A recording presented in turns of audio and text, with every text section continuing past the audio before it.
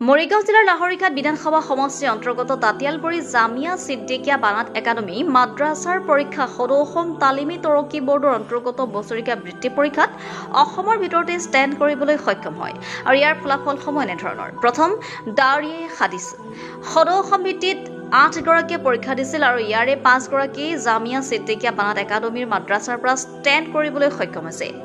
দ্বিতীয়তে চালে চাহাৰম সদৌ-অসম ভিত্তিত 8 গৰাকীয়ে পৰীক্ষা দিছিল ইয়াৰে 7 গৰাকী জামিয়া ছিদ্দিকিয়া বানাত একাডেমীৰ মাদ্ৰাছাৰ পৰা স্থান পাইছে আৰু তৃতীয়তে চালে দুৱাম সদৌ-অসম ভিত্তিত 6 গৰাকীয়ে পৰীক্ষা দিছিল আৰু ইয়াৰে 1 গৰাকী জামিয়া ছিদ্দিকিয়া বানাত একাডেমী মাদ্ৰাছাৰ পৰা স্থান পাইছে।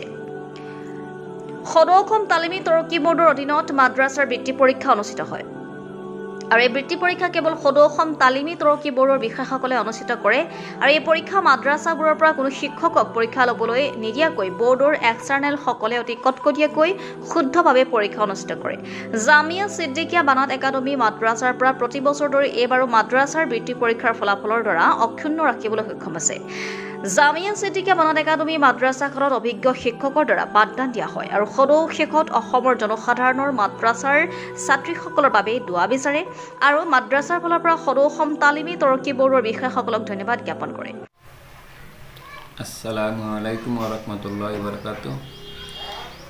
প্ৰথমে আমাৰ বুড়োৰ তৰফৰ পৰা বুড়োত আমি সন্মান জনাও যে তালিমী তৰক্কী বৰ্ডক যি ধৰণৰ পৰীক্ষা লয় তাই কাৰণে আমি অতি আনন্দিত এনেকুৱা ভাল পৰীক্ষা আমি কতো দেখা নাই। মেট্ৰিক হাই ছেকেণ্ডেৰী বা আৰু ওপৰৰ লেভেলৰ যিবিলাক পৰীক্ষা লয় তাৰ পৰা বহুত হাৰ্ড পৰীক্ষা লয় কিন্তু এইটো আমাৰ সিহঁতৰ গৌৰৱ জনাও সদায় আমাৰ বুঢ়ক যে বুঢ়ে যি ধৰণে মেহনত কৰি পৰীক্ষা লয় এইটো আমি ক'বলগীয়া নাই। এনেকুৱা পৰীক্ষা যি লয় আৰু বেলেগ পৰীক্ষা আৰু এইটো পৰীক্ষা ডিফাৰেঞ্চ চিন্তা কৰিলে সন্মান জনাব লাগিব। ধান পাইছিল যিটো লাষ্ট পৰীক্ষা মৌলানা বুলি কয় আলিমা ছোৱালীবিলাকক দৌৰ হাদিক এই জমাতৰ গোটেই অসমৰ ভিতৰত 8জনী ছাত্ৰীয়ে ধান পাইছে ডিছকাশ্যন কৰিছে ষ্টেণ্ড কৰিছে।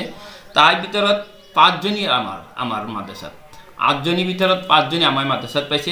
দ্বিতীয় জমাত মিশ্ৰাত জমাত বুলি কয় তাৰ ভিতৰত 7জনীয়ে ষ্টেণ্ড কৰিছে। তাৰ ভিতৰত 8জনীয়ে তাতো ষ্টেণ্ড কৰিছে। তাৰ ভিতৰত 7জনী আমাৰ প্ৰায় এনেকুৱা সকলো জমাতত আমাৰ মাদ্ৰাছাৰ ৰিজাল্ট জামিয়া ছিদ্দিকিয়া বানাত একাডেমী মাদ্ৰাছাৰ আমাৰ মাদ্ৰাছাৰ যি ৰিজাল্ট গোটেই অসমৰ ভিতৰত 35জনীয়ে থান পাইছে ষ্টেণ্ড কৰিছে বিভিন্ন জমাতত। তাৰ ভিতৰত 15জন আমাৰ মাদ্ৰাছাৰ পৰা আলহামদুলিল্লাহ প্ৰায় আধা গোটেই অসমৰ ভিতৰত প্ৰায় আধাখিনি আপোনালোকৰ মাদ্ৰাছাত আধাখিনি আমাৰ মাদ্ৰাছাত পাইছে। বহুতে মানুহে ক'ব বিচাৰে যে ইয়াত মইৰাবাৰীৰ পৰা ৰফিকুল ইছলামৰ ৰিপৰ্ট সুহানা লাইভ।